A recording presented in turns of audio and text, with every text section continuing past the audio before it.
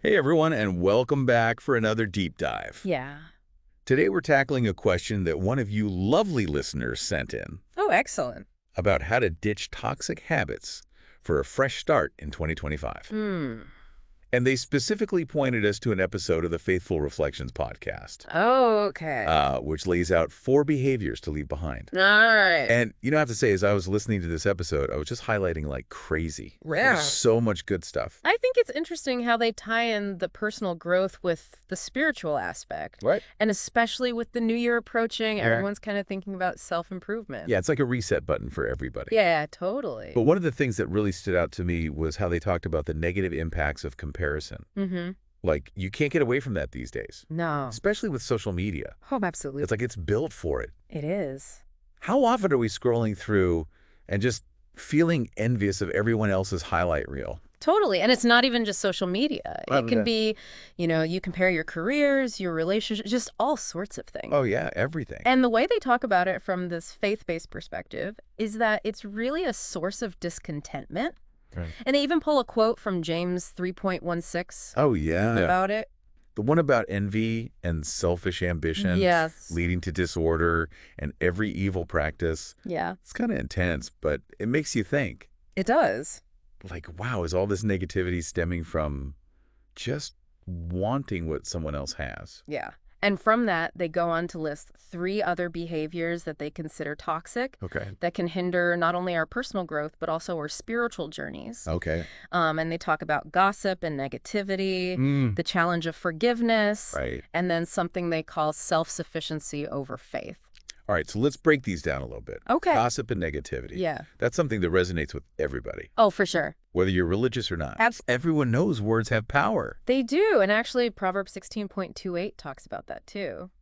What does it? Yeah, it says a gossip separates close friends.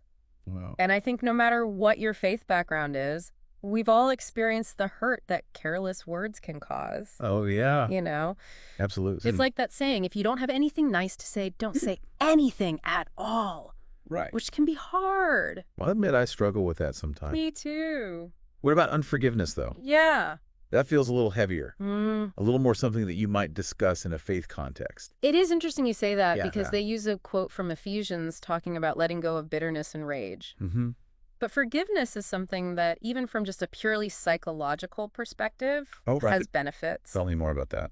Yeah, so holding on to all that, grudges and anger Yeah. really takes a toll on us mentally and physically. Yeah, for sure. I mean, studies have shown it impacts everything from our stress levels to our heart health. Really? So even though they're framing it as a spiritual blockage, you could almost argue it's a blockage to our well-being, period. That's fascinating. I never thought about it that way. Yeah. So whether you're approaching it from the faith side of things or just for your own peace of mind, Mm-hmm. letting go of that negativity seems pretty crucial. It really is. Now, this concept of self-sufficiency over faith, Yes. that's the one that really kind of threw me for a loop at first. Yeah. Because aren't we always told to be self-sufficient? Right, exactly. Like So stand on your own 2 feet. you're supposed to be independent. So how does that clash with the idea of faith? Well, that's what's so interesting about what they talk about in this podcast. Okay. It's not necessarily about rejecting self-reliance altogether. Right. It's more about acknowledging our limitations. Yeah. And they use this analogy from Proverbs 3.5-6. Oh, yeah. Trust in the Lord with all your heart and lean not on your own understanding. Exactly. So it's recognizing that there's something bigger than ourselves. Yes. Right? And it's not even Go ahead. just a religious thing. Like, Yeah. think about times you felt overwhelmed. Oh, yeah. Like you're carrying the weight of the world on your shoulders. Been there. Maybe facing a tough decision or struggling with a problem you just can't solve on your own. Oh, yeah. Those moments where you feel stuck. Yes, exactly. What do they say we do in those situations? Well, from their perspective, it's about surrendering control, Mm-hmm. acknowledging we don't have all the answers, and having faith that things will work out, Okay. even if we don't understand how. So it's like saying, okay, I've done what I can, and now I'm just trusting that whatever happens, I'll be able to handle it. Yes. Is that what you're getting at? That's a great way to put it, and that's where the overlap with even secular thinking is so interesting, because psychologists talk about the importance of acceptance. Okay. Letting go of that need to micromanage every aspect of our lives and trusting the process. So just take a deep breath and know that things will unfold as they should. Exactly. Now, I know we've really only just scratched the surface of these 4 behaviors. We have, but it's pretty thought-provoking stuff so far. It is. What do you say we take a deeper look at each of these and how we can actually start to shift those patterns in our own lives? Let's do it. Okay, so we've got these 4 behaviors laid out before us: comparison, gossip, unforgiveness, and self-sufficiency. Right. Things that this Faithful Reflections podcast suggests we just ditch for a better 2025. Yeah. But, you know, it's one thing to know that something's bad for you, Yeah. but it's another thing to actually change it. Absolutely. So let's talk strategy. Right. Where do we even begin to tackle something like comparison? I mean, it feels so unavoidable these days. It's true. It's kind of baked into our culture. Yeah. But the podcast suggests a really powerful antidote, and that's gratitude. Oh, good. So instead of focusing on what we lack, we can shift our attention to appreciating what we already have. I like that. Yeah. It's like that saying, gratitude turns what we have into enough. Yeah, exactly. But how do we actually put that into practice? Because, you know, it's easy to say be more grateful. Right. But when you're in that moment and you're feeling envious, it's hard to just flip a switch. It is. Yeah, it's definitely a practice, not a quick fix. Right. The podcast talks about things like keeping a gratitude journal, Okay. where you write down things that you're thankful for each day, Mm-hmm. or even just making a conscious effort to notice and appreciate the small things, like a sunny day, Right. a delicious meal, Yeah. a kind gesture from a stranger, things like that. That makes sense. Yeah. It's like training your brain to focus on the positive Mm-hmm. instead of getting stuck in that comparison spiral. Right. But what about the people around us? Yeah. Because sometimes, you know, our friends or family that are the ones who are constantly comparing and complaining. Oh, for sure. How do we deal with that? That's where boundaries come in. Okay. And the podcast talks about this idea of surrounding ourselves with positive influences. Okay. And when necessary, distancing ourselves from those who consistently bring us down. Okay. And it doesn't have to be this dramatic cutting off, Right. but maybe just being mindful of how much time we spend with those people. Yeah. Or, gently redirecting conversations Right. when they get too negative. And it's so interesting how they tie that back to faith, too. Saying choosing positive influences is like choosing to align ourselves with good, with God. And even if you're not looking at it from a religious perspective, Right. that idea still holds up. Totally. Because our environment, the people, the information that we consume, it all has an impact on our well-being. For sure. So yeah, curating that environment, surrounding ourselves with people who uplift and inspire us, Yeah. that's a really powerful step no matter what you believe. It's like that whole you are the average of the 5 people you spend the most time with. Exactly.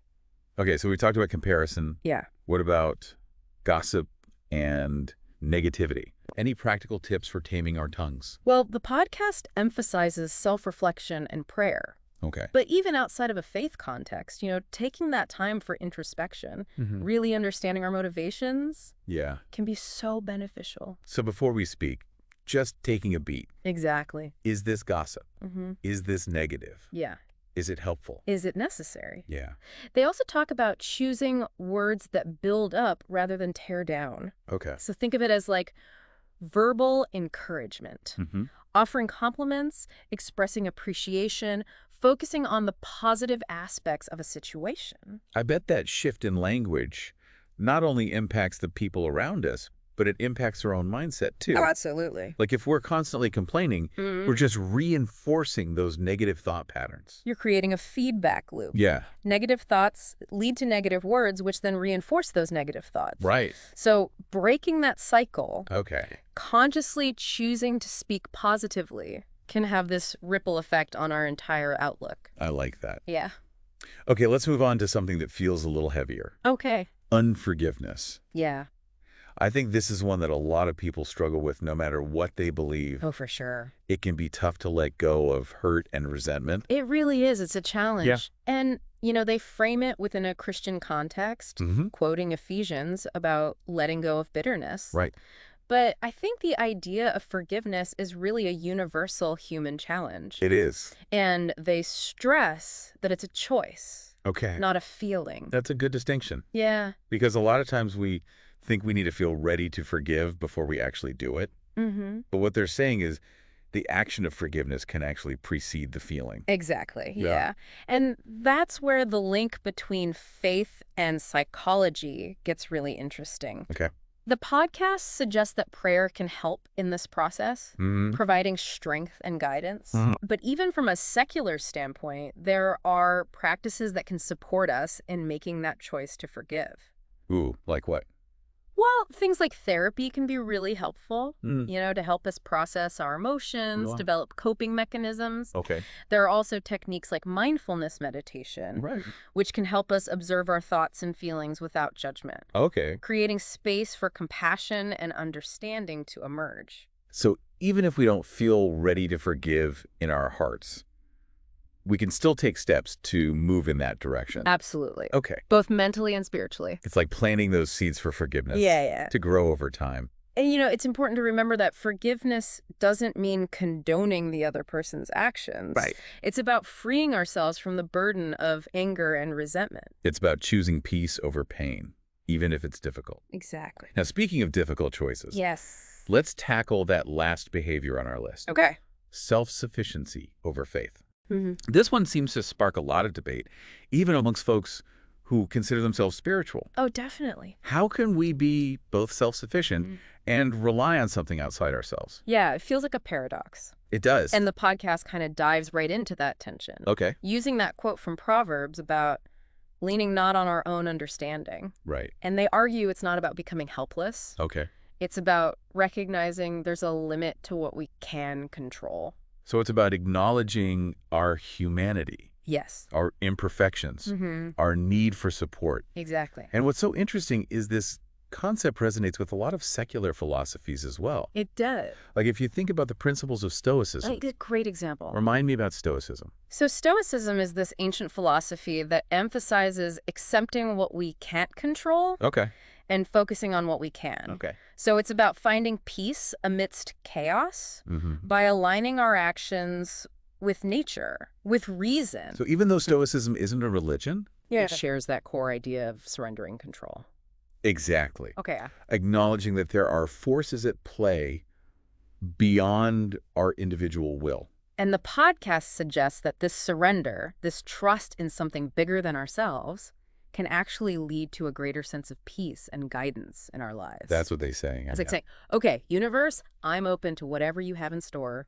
Lead the way. Yeah, and that openness, that willingness to let go, that's key. Okay. The podcast encourages listeners to cultivate a spirit of humility and receptivity. So recognizing that we don't have all the answers. Yeah. We don't have to do it all alone. Exactly. That's a really beautiful way to look at it. Yeah. It takes a lot of courage to let go of that need for control. It does.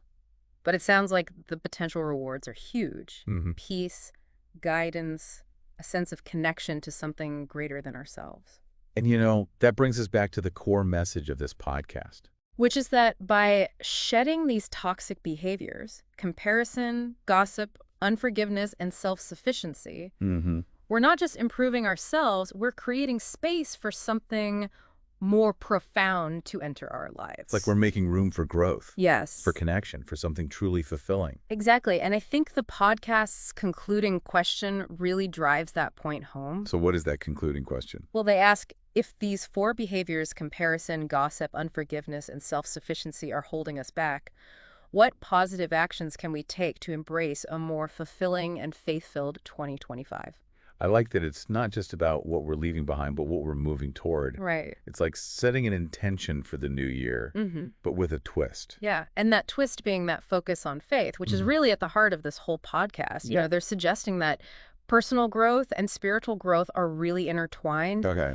And that by letting go of these negative behaviors, we're actually opening ourselves up to something bigger, something more meaningful. It's like clearing out the clutter to make space for something new and beautiful to take root. That's a great way to put it. So where do we start? Yeah. What are some concrete steps that we can take? Well, I think based on what we've discussed, it starts with awareness. Okay. You know, being mindful of those moments when we're falling into the comparison trap Right. or engaging in negative self-talk or gossiping or trying to control every little thing. So almost like becoming an observer Yeah. of our own thoughts and behaviors. Exactly. Like we're watching ourselves from a distance.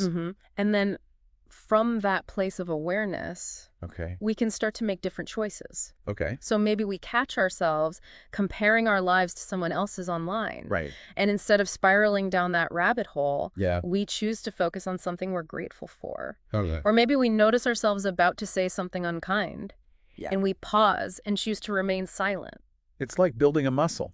Yes. The muscle of positive choices. Exactly. And it gets easier with practice. It does. The more we make those conscious choices, the more ingrained they become, and the easier it is to resist those old patterns. And I imagine surrounding ourselves with the right people can make a big difference too. Oh, huge. If we're spending time with folks who are also striving to live more consciously, more positively. Yes. It just creates that supportive environment. It does. And the podcast talks about finding your tribe, Right. your community of like-minded individuals who uplift and inspire you. Yeah, and that doesn't have to be limited to people who share your exact beliefs or religious views. Not at all. It could be friends, family, a book club, a yoga class, Right. anything that feels supportive and nourishing. Exactly. It's about finding those spaces where you feel seen and heard Yeah. and encouraged to be your best self. Speaking of support, I remember them talking about prayer and meditation as ways to connect with something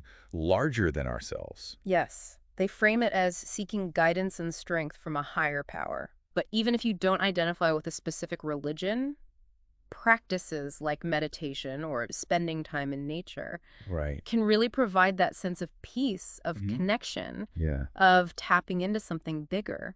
It's like hitting the pause button on the busyness of life Yeah. and allowing ourselves to just be, Yes. to reconnect with our inner selves, with the world around us, with whatever we perceive as that greater force.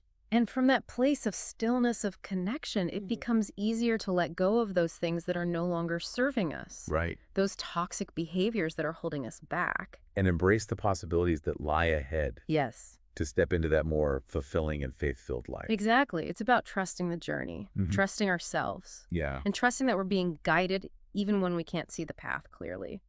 This has been such a great deep dive. It has. We started with a simple question about ditching toxic habits We did. and ended up exploring the interconnectedness of our personal and spiritual growth. The power of gratitude and forgiveness, the importance of community and connection. It's amazing how these seemingly simple concepts can lead to such profound insights. It is, and I hope our listener who requested this deep dive Yes. feels empowered to take these insights and apply them to their own life, Me too. to create that more fulfilling and faith-filled 2025 they're looking for. And even if they only take away 1 or 2 nuggets of wisdom from our conversation, Yeah, that's a step in the right direction. absolutely. It's all about progress, not perfection. Exactly. And remember, the journey of personal and spiritual growth is ongoing. There will be challenges, there will be setbacks. Right. But that's all part of the process. It's like climbing a mountain. You might stumble here and there, Yes. but as long as you keep your eyes on the summit and keep moving forward, Yes. you'll get there eventually. Beautifully said. Well, listeners, we've reached the end of our deep dive. We have. We hope you enjoyed exploring these ideas with us. And we encourage you to continue reflecting on what resonated with you and to keep seeking those nuggets of wisdom that make life richer and more meaningful. Until next time, keep diving deep dive